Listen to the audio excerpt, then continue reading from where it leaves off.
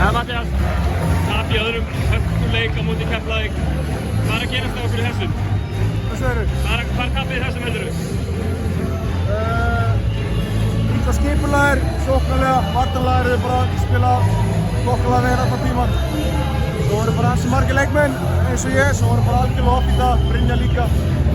Þannig að við vitum við þurfum öllum að halda og það er ekki boðlegt svona framistæð eins og ég til þess að fleiri voru að bjóða bæta. Þannig að við þurfum að skipulega okkur betur. Alltaf mikil óræði hjá okkur sérstaklega í seinni hálfleik. Vartanlega eru að gera ágætlega vassmeður en svo erum við að skilja Val eftir og hann er sýndur skótsýn. Við þurfum að gefa þeim eitthvað og Valur bara er að nýta tækifæri mjög vel, þannig að það er líka stór partur af þessu. Keflavík í næsta leik, þið komnum með bakið upp við vegg. Hvernig er þessu tilfinning?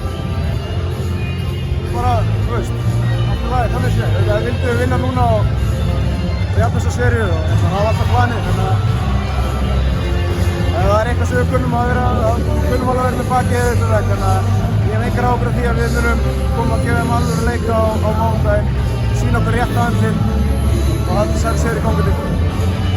Takk. Gangi ykkur vel.